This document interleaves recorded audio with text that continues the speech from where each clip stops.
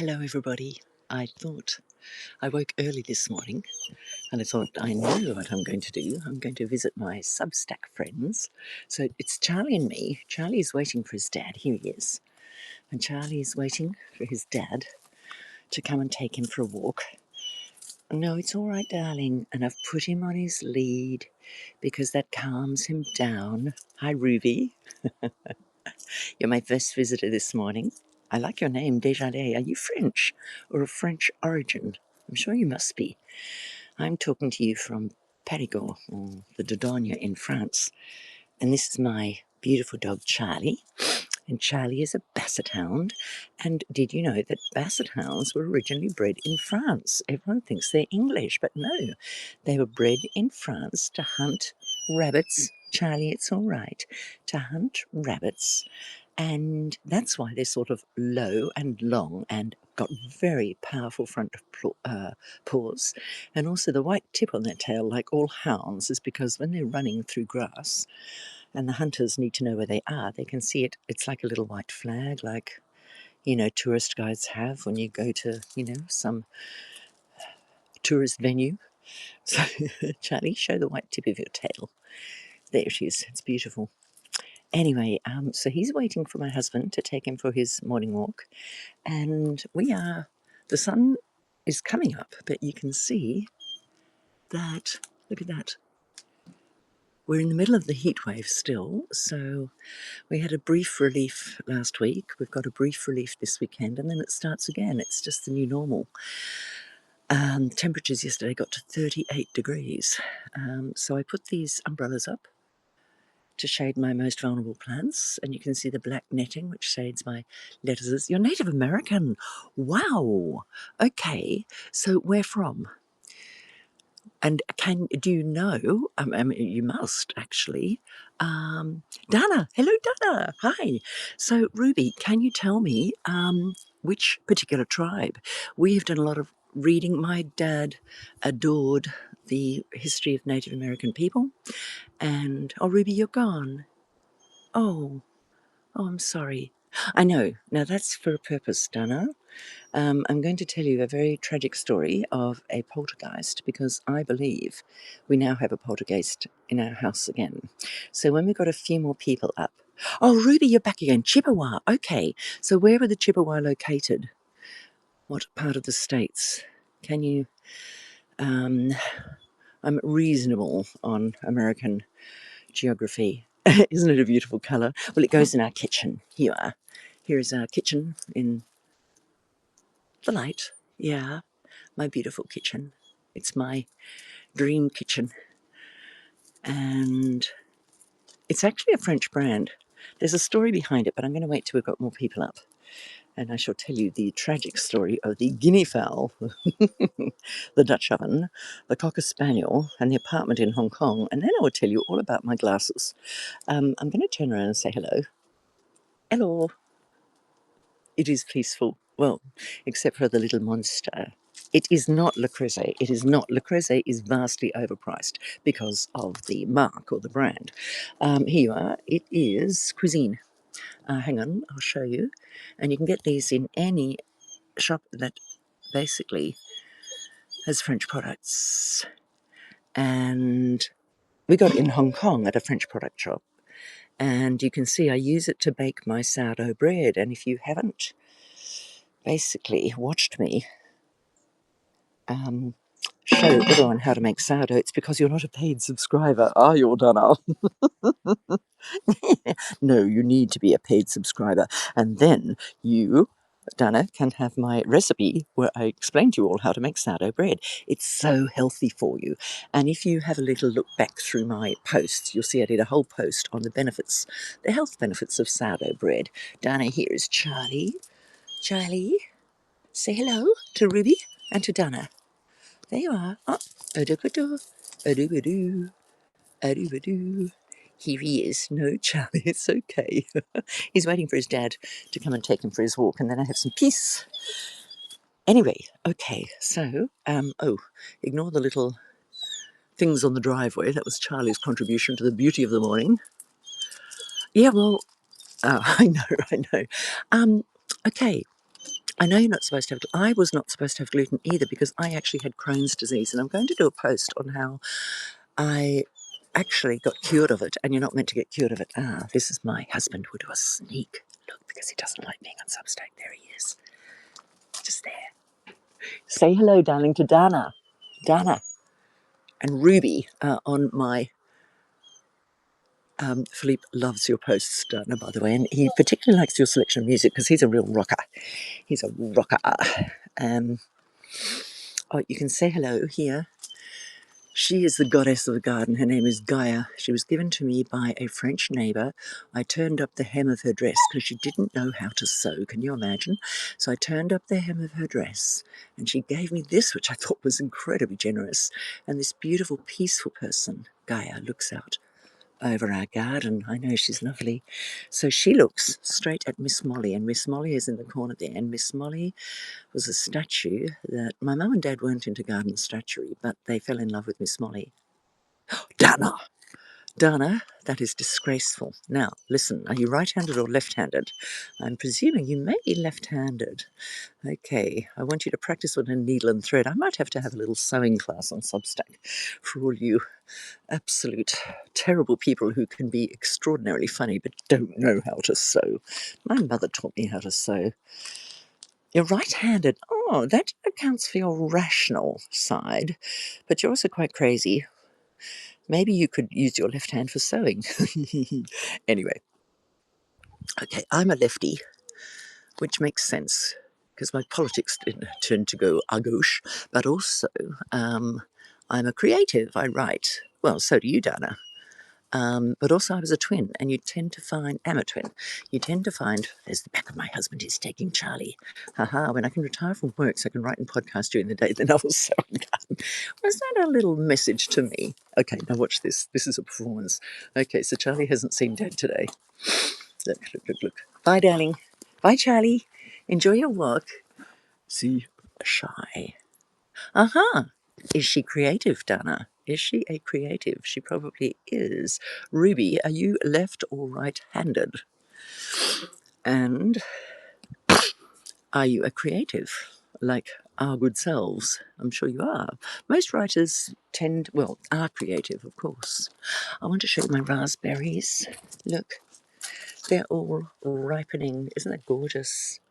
And I picked a whole bowl of raspberries 2 days ago, and I left them for me and my husband to have for brekkie when he came back from his walk. And he came back and he ate the lot. Can you believe that? Ate the lot.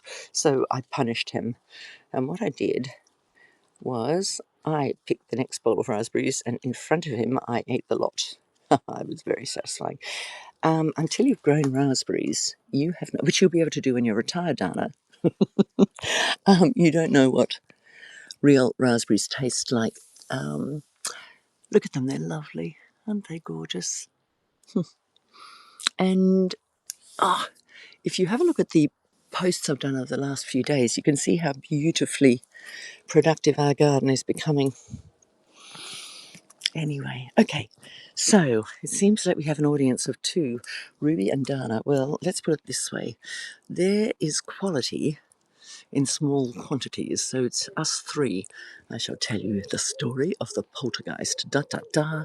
Now, for those not familiar with the term, it is, but it's not peaceful anymore because I'm going to tell you the story of the poltergeist. Okay, take a good look at, we call it a Dutch oven. I think you call it a Dutch oven. Dana, stop multitasking. I know you're a woman, but still. Okay, so we use it, as I say, to do our sourdough bread, make our sourdough bread, which Dana will be able to make when she's retired. And Ruby will be able to make right now. Because you're not into pathetic excuses, are you, Ruby? Okay. Ruby, if you're not aware, Dana and I are good buddies. We met on Substack. We share a similar dark humour. Dana, you must subscribe to her because she was one of the funniest dudes out there that I know. She regularly makes me snort into my coffee or my tea, which I'm about to drink, as you can see. And she also has a mean line in music, which she adds to the end of her posts. Anyway, so, okay. We lived in Hong Kong Well, it's where I met my husband, actually. I lived in Hong Kong for 23 years. Oh, hang on, Dana, did you pay subscribe? Did you pay subscribe to get my recipe? Dana, because you have to pay subscribe to get the recipe. And if you have, I love you. I love you forever and ever and ever. Anyway, I shall look later. I know where I can find the evidence. And if you haven't, I don't mind. That's okay, because I can't pay subscribe to many people. I mean, I only pay subscribe to about 5. Heather Cox Richardson, because I must, because she's incredible. Oh,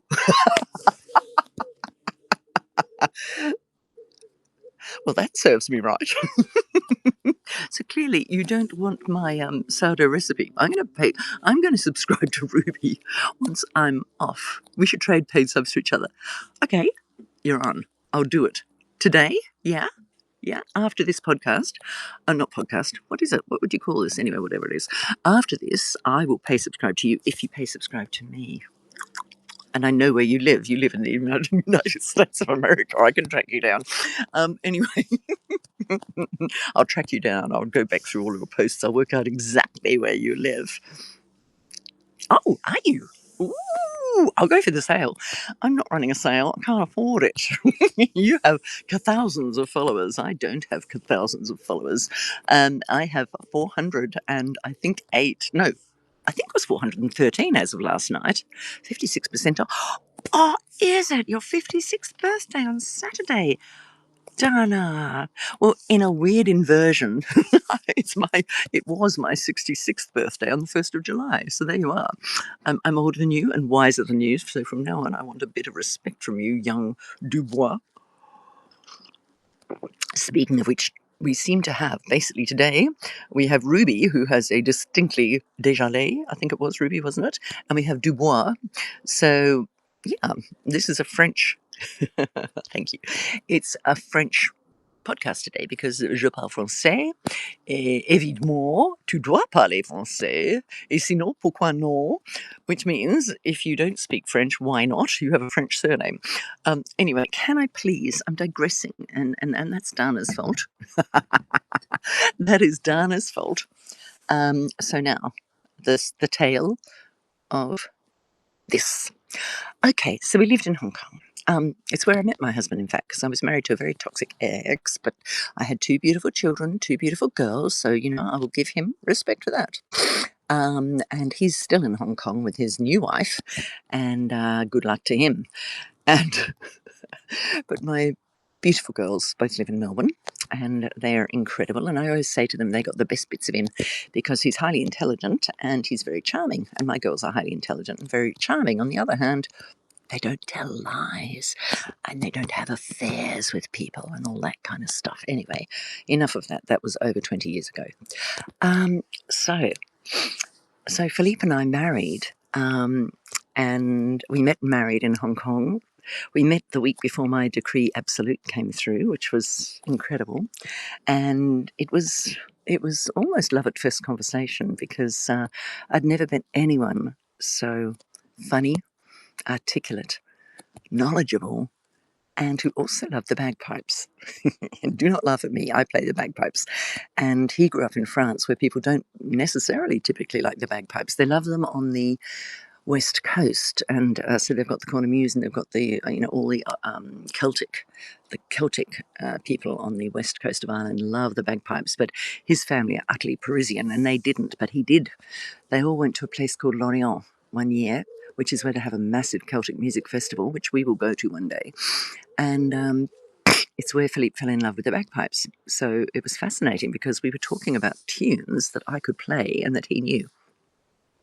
The other thing that brought us together were sea shanties, because my dad used to listen to them and my darling loves them.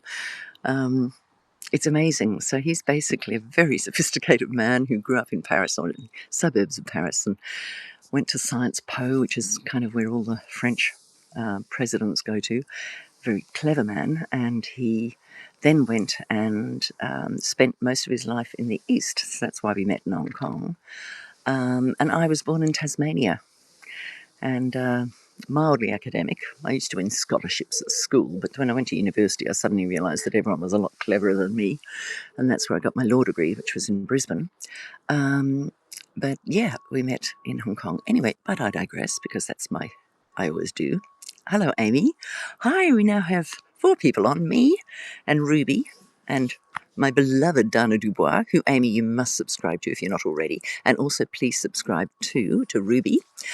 Anyway, Amy, where are you coming from? What part of les États-Unis are you in? The United States. Anyway, okay, so back to the story of the Dutch oven. So we had met, and it was one of our early Christmases, and Philippe said to me, "Hello, Kathleen. Hi, gosh, ooh, we've got another follower, Kathleen. When you actually come on, please tell me where you are from and where I've caught you. Ah, oh, Dana, good. Oh, thank you, Dana. I love you.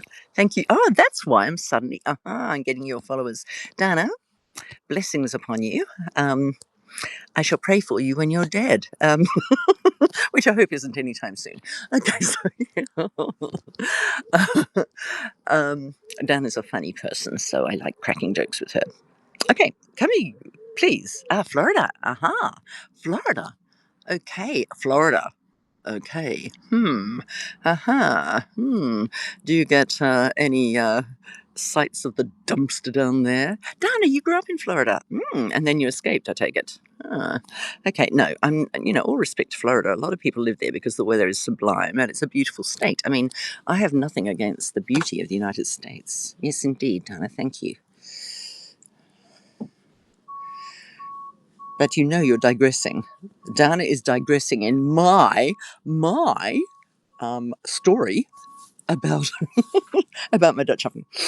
So, to get back to the story of the Dutch oven, so it was Christmas, and no, it was before Christmas, and we were talking about New Year's Eve, which is always a special night for us.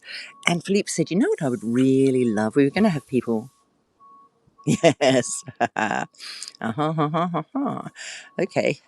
Okay. Would anyone else like to contribute to this discussion about Florida? Ruby, do you have any comments about Florida? Um, Ruby, you still haven't told me where you come from. What part of the États-Unis? Okay, but anyway, are we settled down? Are we sitting in our chairs, children? Because I want to tell you the story of this damn poltergeist and the Dutch oven. Okay, so Philippe said he would love to have guinea fowl for roast guinea fowl, and they're big birds, and they're called pintade in French. And I saw my opportunity because I had always wanted a le creuset. And so I said to Philippe, "My darling, I will make you pintade for New Year's Eve if you get me a le creuset pot that will fit the pintade." And we looked online at the prices of Le Creuset, and I turned a pale shade of green, and my husband turned a pale shade of white, and we decided it would not be Le Creuset. But then there was a French shop, a French cuisine shop in Hong Kong. There's a lot of French people in Hong Kong. And I went there and found this, and it was something like a third of the price of a Le Creuset, so we grabbed it. Anyway, this beautiful oven used to have 2 handles, here and here. So New Year's Eve came and went. We had our beautiful pintade, and I tell you, if you've never had guinea fowl, it is one of my favourite roast birds. Duck is my favourite, but pintade is incredible. And I can share a recipe on Substack for it. Hello, Michael. Hi, our first man for the evening. And Michael, everyone's sharing where they came from, and do you come from Florida? Because if you come from Florida, please don't start talking about Florida, because Dana and Kathleen, they started messing up my beautiful story of my not Le Creuset pot by talking about Florida. Anyway, so Michael, do tell us where you're from, but then just keep quiet about it. We don't need to know more about it. I want to tell my story. So it was a cuisine pot, and these are heavy. I mean, look at, can you hear that? These are damn heavy. And because we had our dinner, and because our Hong Kong flat was so tiny and our kitchen was so tiny, there was nowhere really to store it. So I thought, I know where I'll put it. I'll put it on top of the fridge. where we had space. So I put it on top of the fridge.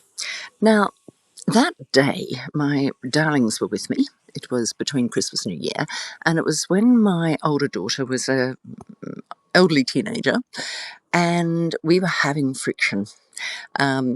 I have two daughters, and one of their arguing styles is very much like mine, as in she crashes headlong with the person she's arguing with like a bull at a gate. Hello, Michelle Santoro. Are you from Florida? Because other people on this are. And yeah, so she would clash with me like two fists together. Her younger sister observed, watched, waited, and what she did was she would negotiate. So whereas B would say, "Mum, can I have this?" and I'd say, "No, darling, you can't," and then the argument would be on like that. Annabelle would say, "Mum, can I have such and such?" And I'd say, "No, darling, you can't. You know, you're too young." And then she'd say, "Oh, okay," and she'd go away. And the next day she would come back, "Mum, you know how you said no about such and such? I was thinking that if we did this or that, then maybe it would be possible." And I'd think, what a reasonable child. Of course you can have it. So I used to say to B, the older sister, "Darling, listen and learn to Annabelle."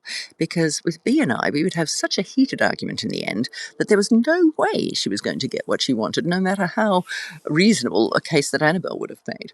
So, therein lies a lesson for all of us. Don't rush at things like a bull at a gate. Sit back quietly, accept what someone's saying, and then negotiate. Trump could learn from that, couldn't he? But then he doesn't learn from anything. Okay, so back to this. So I put it on the fridge. Anyway, we had a cocker spaniel at the time, Bobby. He was beautiful, and he used to sleep in the kitchen. No, he didn't sleep in the kitchen. He slept, well, in the kitchen area. He had his bed there, but he also had his water bowl by the fridge.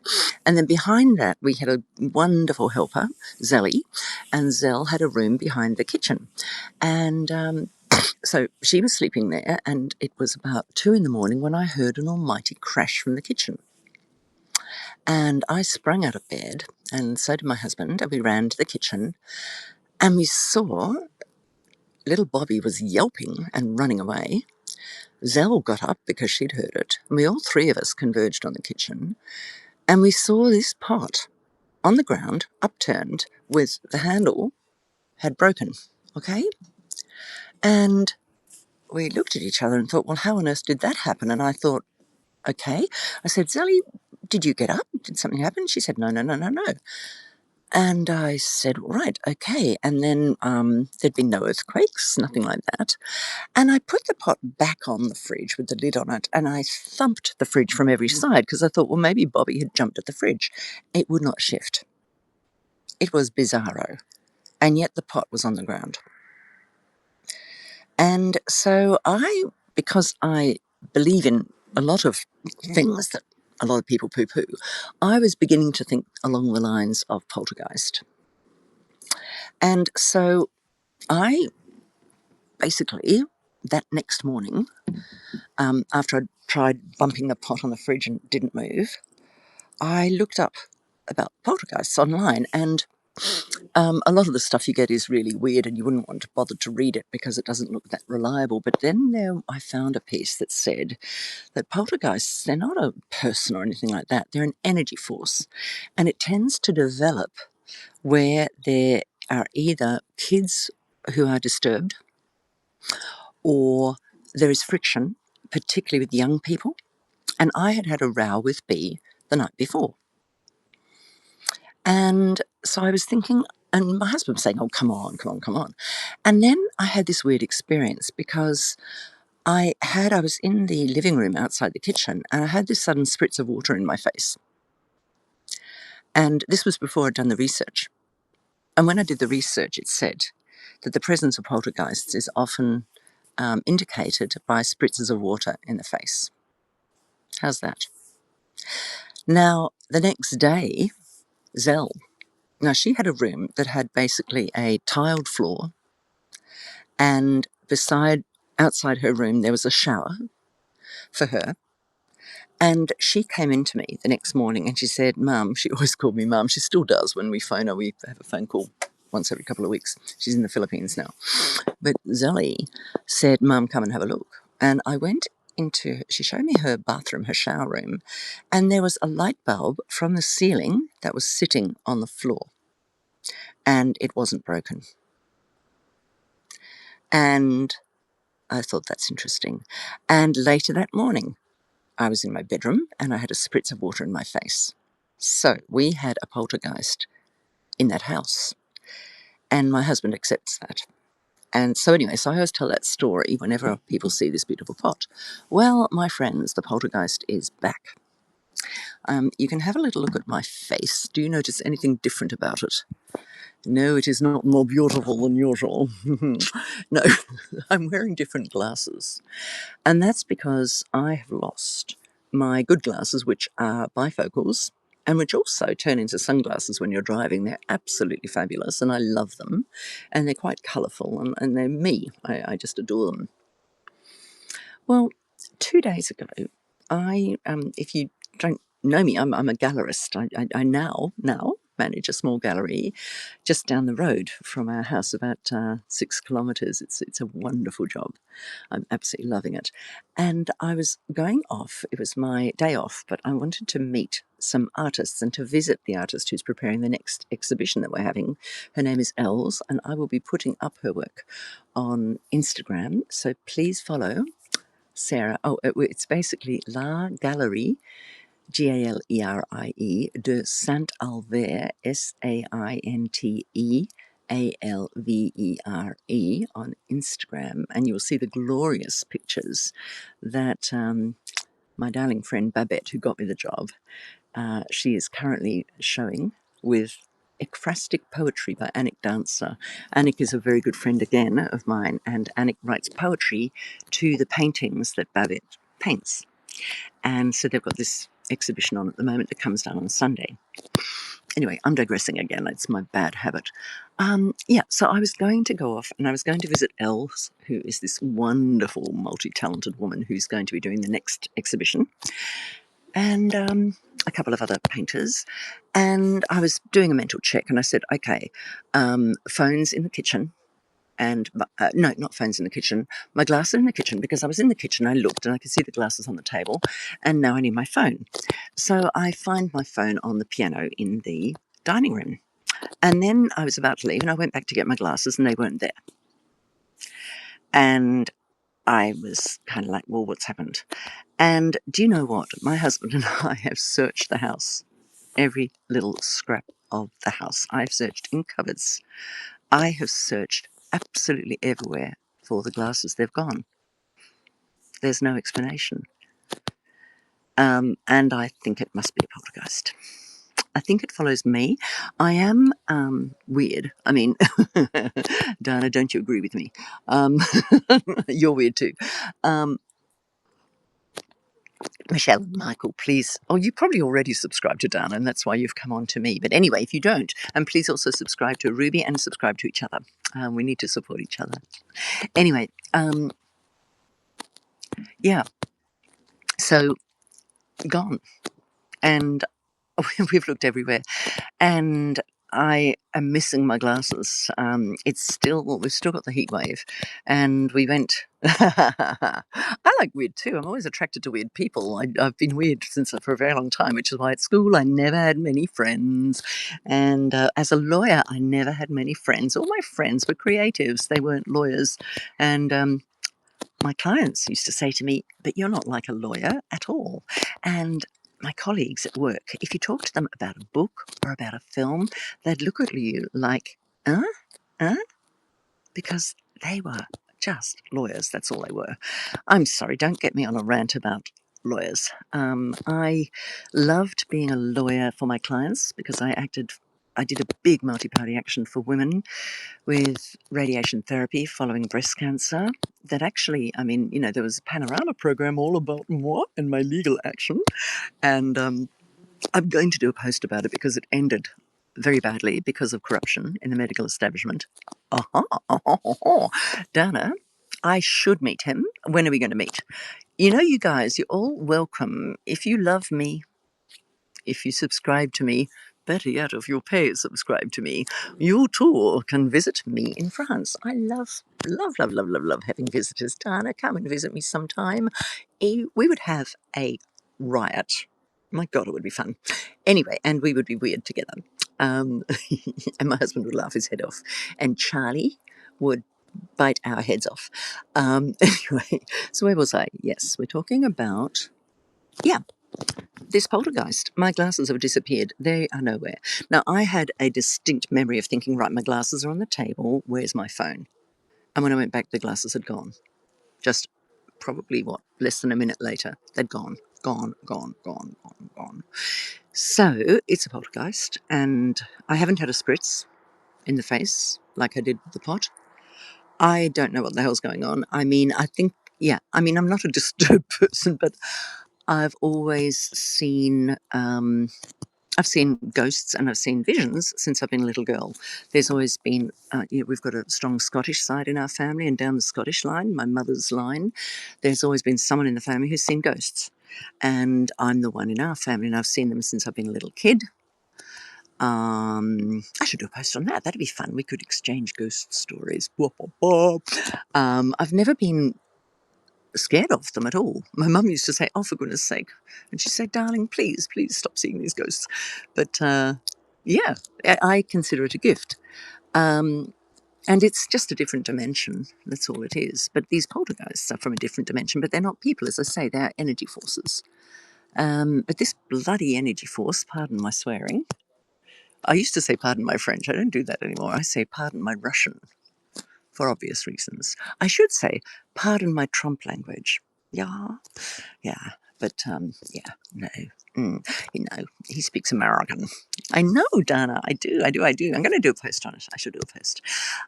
Anyway, so yeah, we have a poltergeist in the house. It obviously follows me around, and it's got my glasses, and I don't know where they are. And now what we have to do is look in really stupid places, like I'm going to look on the top of high shelves because. Thanks, Dana.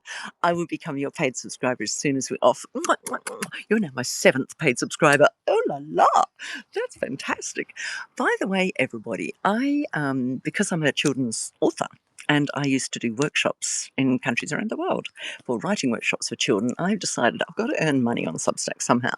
And so I'm going to offer paid subscribers, their kids or their grandkids or whatever, can have writing workshops with me. I can do a little group writing workshop for perhaps up to say 12 kids, and we can all, I don't mind getting up in the middle of the night, and we can get up in the middle of the night and we can do a running workshop with different sessions where I teach the kids how to construct a story and how to write a story. And I can also do story readings, all sorts of things. I love working with kids. And these will be for kids from 8 years up. 8 to 12 would be the choice age. But so I'm going to do that, and thanks for reminding me, Dana, because I will get on to that. If you have any children related to you, Dana, grandchildren, fabulous little nephews and nieces, or maybe just even the brats that live next door, you will be entitled to enroll them in my writing workshops. That'll be fun. Anyway, friends, what else? Yeah. Okay, so if anyone can mention to me, you've got 2 teenagers. Oh my God. Dana, you are likely to get a poltergeist in your house. Do you fight with your teens? Do they throw things at you? No, B never threw anything at me. She just got really rude. Now, Dana, I will give you a secret. This is how you deal with teenagers because, well, first of all, a very wise woman, I was having counselling after my divorce. The artist one is, oh my God, Dana, really? Ah, Dana, you need to do a post about this and you need to illustrate their work. I would love to see their work. How amazing. Would they like to be shown in a gallery in Saint Albert in France? Anyway, I'm always looking for artists. Dana, I'm not surprised because you are a word artist. And yes, please. Thank you, Dana. And send it to all of us right now because we can all have a little look at your kids' work. Well done, you. I'm not surprised at all. Look at this gorgeous, glorious girl. You can see on her face she has this beautiful red hair, which of course is entirely natural. And it's entirely natural hair, isn't it, Dana? Come on, fess up. It's gorgeous. I've never been brave enough. I have had red hair before. More like I was bringing out my red roots because my dad is full blood Irish, and so I do have orange lights in my hair. So I did go kind of red, and I've got some crazy friends who've got like stripes through their hair, but I've never been courageous enough. It's not my image. My image is of someone slightly eccentric, just slightly. Um, but yeah, I don't do stripes in my hair. I prefer a more classic look, um, like a classic idiot. So where were we? Yeah, if you can suggest places in the house where my glasses might be, please tell me. My mum had, and she, again, Scottish side of the family, she was half Scottish. She had an experience in Brisbane many years ago. She had a very precious, it was a pearl, no, a jade necklace that she'd inherited from her mum. Hello, Marcus. Marcus, what state are you in? Are you in Florida? We've had a discussion about Florida. Please let us know where you're coming from. But anyway, so mum had this beautiful jade necklace she'd inherited from her mum, and she lost it one day and she couldn't find it anywhere. And she hunted the house through because it was quite a valuable necklace, both financially, but more particularly very valuable from the point of view that it had been her mum's. Hello, Mary. Hi. Dana, thank you for all these people who are coming on. Anyway, hang on a second. I'm going to take a sip of tea because I've been talking so much. I need my tea. And everybody who doesn't know me before, please subscribe to me and I will subscribe to you. Anyone who subscribes to me, I do an immediate subscribe back. And like my beloved Dana Dubois has done, when they pay subscribe, I pay subscribe back. So we don't actually make any extra money, but hey, actually Dana's on sale at the moment. So I will get a side profit. Yes, I think it is because of you, Dana, because these are names I have not seen before. Anyway, Marcus, you still have to tell us where you're from. Anyway, so yes, so this jade necklace. Mum hunted the house through and she couldn't find it anywhere. Now, she had a friend who was a psychic. And so she spoke to this friend of hers and they gave her the number of this psychic and Mum went on the phone with her. And this woman said, okay, well, Mum sent her a picture of the jade necklace that she'd lost. And this woman said, I am seeing I'm seeing a shaving mirror. I'm seeing an old man shaving in a mirror. Is there anything like that in your house? And Mum immediately thought she and Dad, they used to collect antiques in Hobart back when everyone got rid of their antiques and went in for really modern furniture, which was crazy. I love antique furniture. And as a result, I've now inherited all Mum and Dad's antiques because no one else in the family wanted them. And that was many, many years later. And they look beautiful in our French house. And they fit our French house because they're big rooms with high ceilings and they're absolutely lovely. Anyway, I digress. So we're talking about the shaving mirror. Yeah.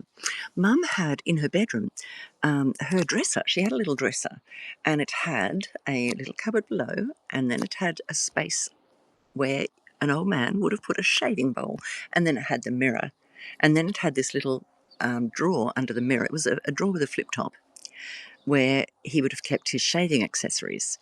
And Mum went to that thing. She had looked there dozens of times. She opened it up, and that's where the necklace was. So how's that?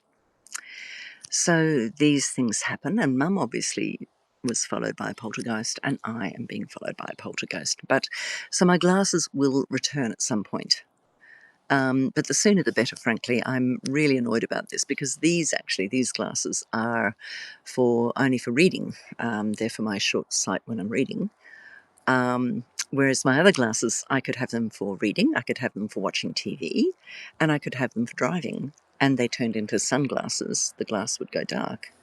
So, and they were bloody expensive. Pardon my Russian. Very expensive. So, neither me nor Philippe were amused because we need money, which is why you pay subscribe. But then I pay subscribe back to you, so I don't make any money. But hey, we're all part of a community. It looks like if lots of people pay subscribe to me and then I pay subscribe back, people don't need to know that I've paid subscribe back. So I start looking really outrageously popular and I start getting more paid subscribers. Anyway, my darlings, what else to talk about? Yes, I have something. Oh, today I've been, over the last couple of days, I've been developing a Substack post. It's actually about my mother. And my mum had a remarkable childhood. Incredible, because she grew up in Sydney and she was born in 1930, and she was the third daughter of three girls of a guy who became Sir Eric Harrison, KCMG, whatever, whatever. He basically, he started off shining boots, and then he went to work in a department store in Sydney, and then he went off to the First World War, where he fought at the Battle of the Somme, and then he came back and he got a job back in the department store, and he managed the menswear department and apparently brought it into big profit, which was great. And then he went into politics, and he met Robert Menzies. Now, Robert Menzies was he and Grandpa, they founded together a political party that was called the National Party in Australia. And this was back in the 30s. Now, unfortunately for Mum, what happened was that Grandpa went into politics just as Mum was born. She was the third of the children. Hi, Leanne. How are you? Are you from Florida? It's a running joke. Please subscribe to me, and I will subscribe back. But yeah, so he went into politics. So Mum barely knew her dad, but also barely knew her mum. And the reason she barely knew her mum was, I mean, she was a child of Edwardian parents, and at that time, of course, children were raised by nannies, and so she was brought up by a nanny. And Grandma was a very obviously staunch supporter of Eric, and he was called the personality kid. And she went off and supported him on the hustings, it was called, where he would go and talk to people. Now, it was a right-wing party, which at that time, it was a very good party. It became the Liberal Party, and in fact, you know, my entire family, staunch supporters of the Liberal Party, which was a very, very different party back then. And Grandpa became a great man. And he, if you have a look at I'm doing my life story, and so I'm going through the female line first, because every book you ever read, they go through the male line first, and I think that's sexist, frankly. So I go through the female line, and yeah, so I've done a post on Grandpa, and he was a great man. And you know, I disagreed, obviously, looking back. You know, he did some things that were terribly wrong, but at the time, you've always got to look at history, obviously, in the context of the time, and he thought he was doing the right thing. I mean, for example, he initiated the policy where the poor little Indigenous kids were taken away from their families, which is terrible, the lost generation. But he thought at the time that this was going to integrate the kids into white society, and it was going to give them the best choice in life.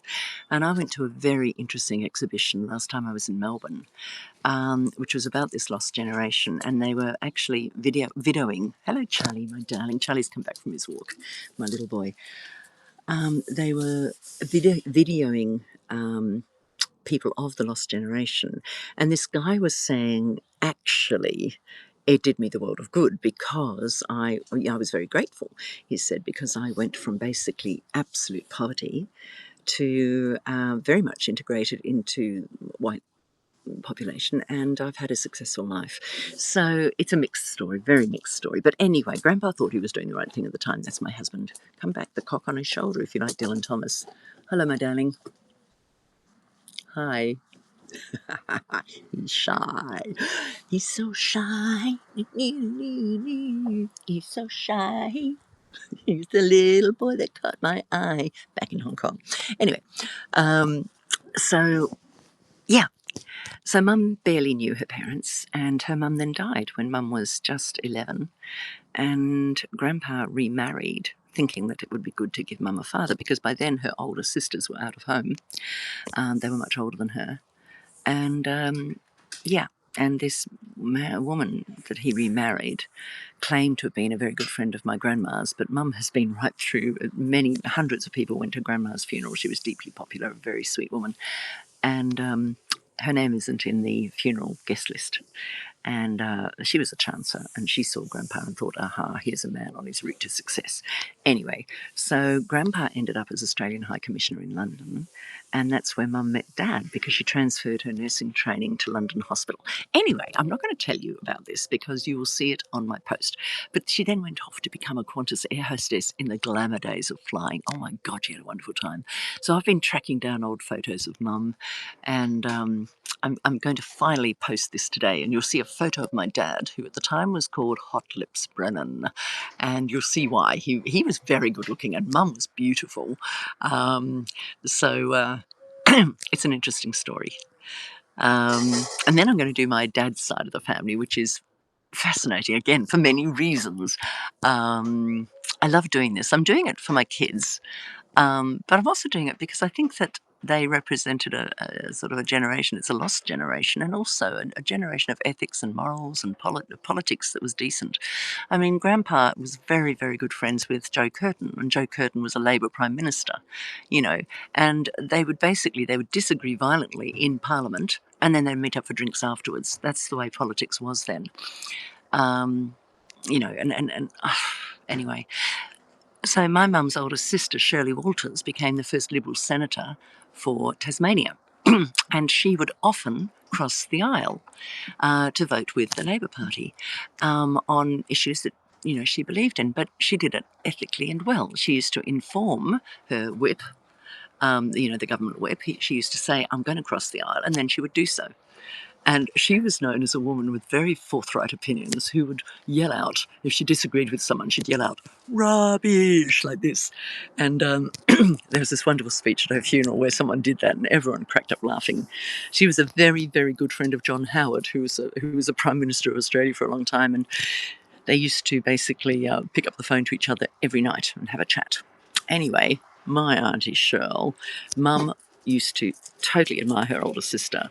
And so when Trump went into politics, and I was shocked, and when he was running for president, and I was saying to my mum, "He's disgusting, he's awful," Mum would say, "Oh, you never know, darling, you never know. I mean, it could be a good thing." And that's because the older she got, the more to the right she went, and the more to the right Auntie Shirl went. And Auntie Shirl would feed Mum this absolute garbage over the phone, and they loved his conservatism. And they loved the fact that, he was going to bring everyone back to the standards of the 50s and the 60s. They loved Tony Abbott. Oh, my God, this egregious Liberal Prime Minister. Mum used to call him Dear Tony. And I'd be like, "What?" Dear Tony didn't believe in climate change. Dear Tony had daughters, and it was he admitted that it was daughters who taught him about the fact that there was a lot of sexism around in politics. Yeah. But it took his daughters to persuade him. So Dear Tony was an unreconstructed idiot. Anyway, I mean, he wasn't a bad man. He wasn't an evil man. Then the Liberal Party went really screwy.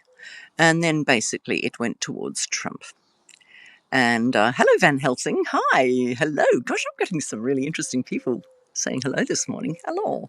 So anyway, please do read that. Read it today. Subscribe to me if you haven't. And read the post today, because it's a story of another era. And you'll see that from the photos, because they're those beautiful studio shots. Mum looked a bit like Ava Gardner, which was one of the reasons Dad fell in love with her. And I always think Dad looked a little bit, I mean, they both look like movie stars. Dad looked a little bit like, oh, come on, the great American actor. He was a method actor. Darling, what was the name of the American method actor that Dad looked a bit like? Come on, the guy who had the son who shot himself or committed suicide or was on murder charges. He was in A Streetcar Named Desire. A Streetcar Named Desire. Marlon Brando. Yeah, I always feel Dad looked a bit like Marlon Brando. So Marlon Brando met Ava Gardner and produced me. Anyway, what else? This has been great. I've been on for a while. I hope I'm not keeping you guys up too late. It's been a rather scatty conversation today. I have not really mentioned politics. I have obviously called Trump. I mean, I call him the dumpster, the Trumpster, and sometimes I call him the dumb fuck, which I don't often call him because I'm running around, so couldn't say Marlon Brando. Okay. Dana, I will ask you first. next time I need a name. Anyway, so you're running around and listening to me and you're writing at the same time. You are a true multitasker. Guys, I'm sorry, but we women, we can multitask. And you know why? Should I tell you why? Have you ever read Men Are From Mars, Women Are From Venus? It's very, very interesting and it's very, very true. And basically, see, women can multitask because for millennia they were sitting around campfires, they were sewing, moccasins whilst they were now about to paint my basement wall. Are you painting your basement wall in the middle of the night, Dana?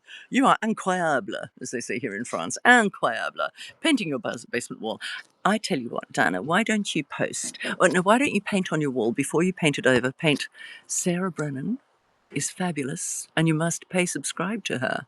And paint that on your wall 10 p.m. Oh, well, that's okay. It depends on where you are in the States, I guess. 10 p.m. is quite decent for me painting your wall.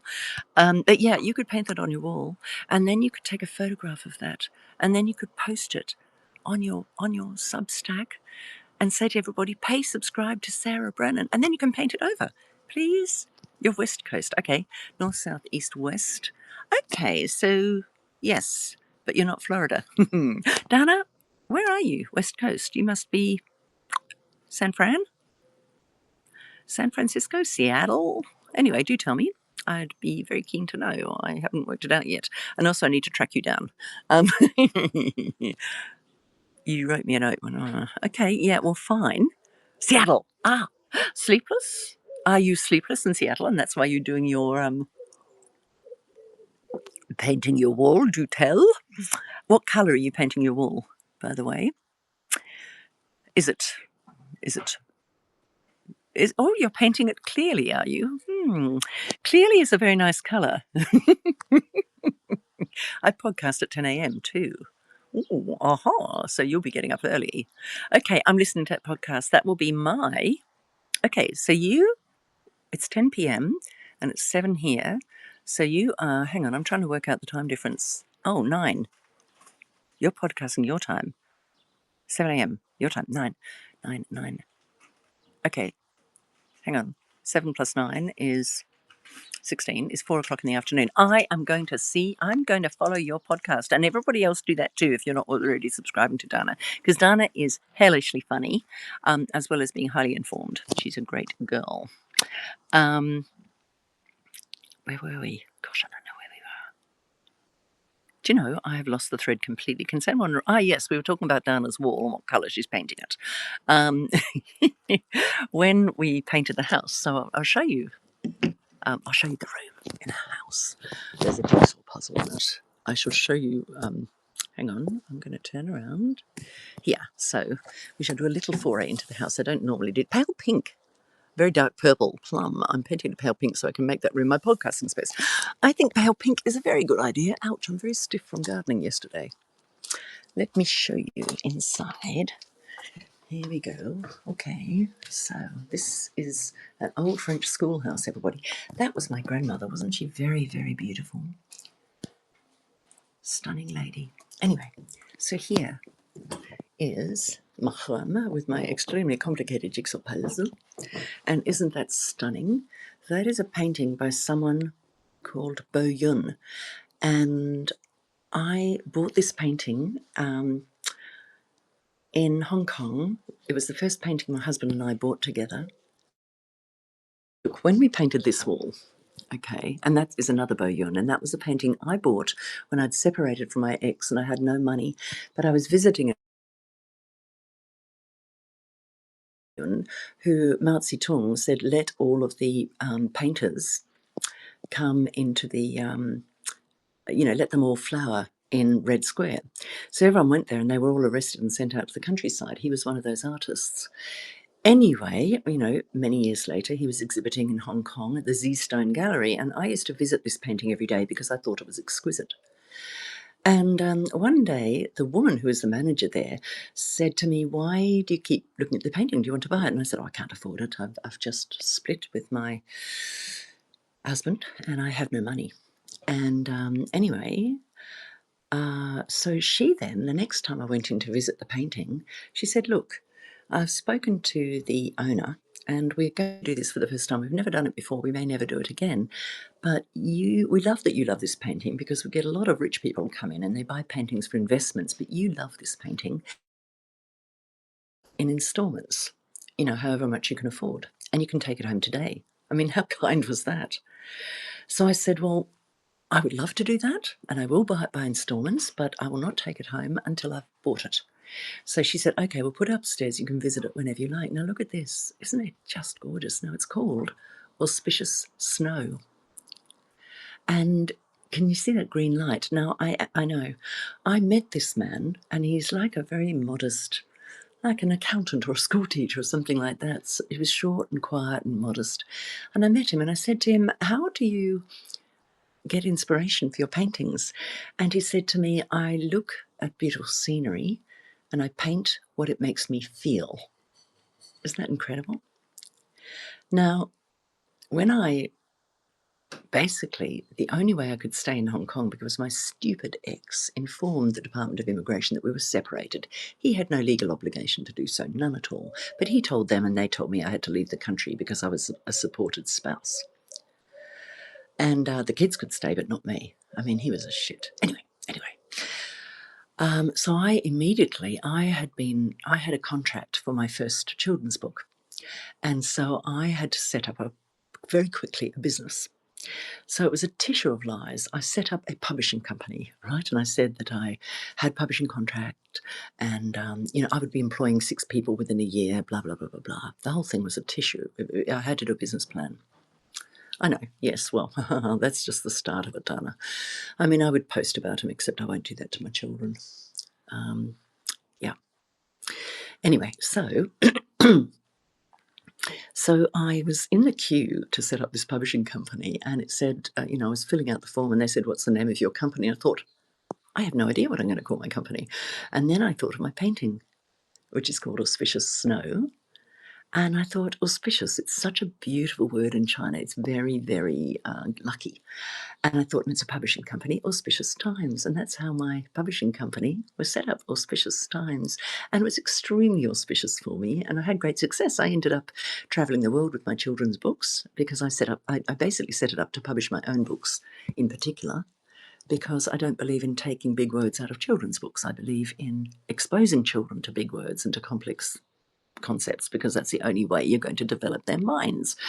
And so publishers wouldn't publish my series about the Chinese calendar animals, which weaved in Chinese history.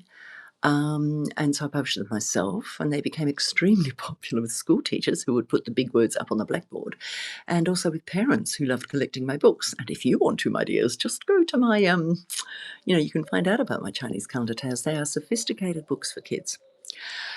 Anyway, so where was I? Yeah, so auspicious. So it became Auspicious Times.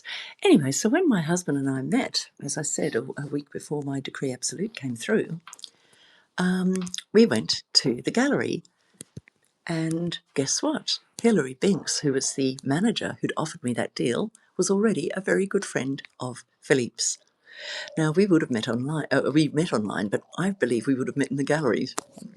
Basically fate was going to pull us together. So we bought this one together. And this one is called Flash of Light on the Water. Or Flash of Light on the Lake, something like that. Isn't it exquisite? So these 2 stunning paintings adorn this beautiful room. Anyway, so I was talking about painting on walls, Dana. So when I painted on this wall, Rory, that was the name of my putative son-in-law, so he was my youngest daughter's boyfriend. They've been living together now for years, and they will marry. They're gorgeous. They will marry, or I'll track them down and I shall decapitate them. No, but they will. They're very much in love. But I painted on this wall because Rory was helping me to paint the house. Rory's painting is crap. In blue paint on a white wall. Rory's painting is crap. So he put, Charlie, no. Charlie, no, Charlie, no, Charlie. Don't interrupt me. I'm talking to my Substack friends. Once again, dear little boy. So then he put an arrow up and put not. Rory's painting is not crap. And we kept on doing these little messages over the wall and then painting them over. It was hilarious. So you, Dana, can write, pay subscribe to Sarah Brennan. She is brilliant. And put it on your Oh, look at Charlie. He's going crazy. Oh my God, he's got a croc. Charlie, bring back that croc. You always know when Charlie's got something he shouldn't have because he gets very perky. Charlie, are you killing that croc? Are you killing that croc? Look at him. He's so funny. I'm going to have to go out and collect it because otherwise... Hi, darling. My husband's eating his breakfast without me. Isn't that awful? That's because he took Charlie for a long walk while I was talking. In fact, I've probably been talking for about an hour, which I know is fairly ridiculous. We shall close on this because I'll go and have my brekkie. But in the meantime, look at Charlie. Charlie, you're a nut. What are you doing? What are you doing with that croc? What are you doing? Charlie? Oh, look at him, look at him. Now, this is called the zoomies. This is where he gets the zoomies. Charlie, that is your mother's croc. Give it back. Give it back. Ah! Ah! You know, this dog makes us laugh every day. He's so naughty. I'm not too worried about the croc because they're made of very hard rubber. Oh, a crocodile, Dana. Of course, we've got crocodiles in the garden. No, crocs are, don't you know what crocs are? Look them up, look them up. Crocs, they're kind of garden shoes. Look. You can, they're rubber, they're solid. Hello, Roni. Hi. Are you from Florida? We're watching my basset hound. Charlie, stop it. You're a bad boy. You're a bad boy. Give your mother your croc. I am his mother. Yes, Dana. Yes. No, like the animal. Charlie has got a crocodile in his mouth. Charlie. He's so funny, dear boy. I have to apologise to people who've just come on. I'm terribly sorry because I'm going to have to go because I want my breakfast. Charlie, and my husband's eating his breakfast and we need to eat together. Oh, Zen 3007, hello. Oh, this is awful. I have to stay out a little bit long. Oh my God, my internet connection is unstable. I'm backing off. Charlie, bring that crook to your mother now or there's trouble. Come on. What are you doing? Look at this evil little face. He is evil. He's a naughty boy. Zen 30, if you want to hear all about poltergeists, about my grandfather, about, what else? I don't know. We haven't talked much about the garden today. Look at the garden. Isn't it lovely? Yes, we have had a heat wave. That is my new batch of potatoes coming through. Everybody do not store potatoes in sand. I read somewhere it's the first time I've done potatoes.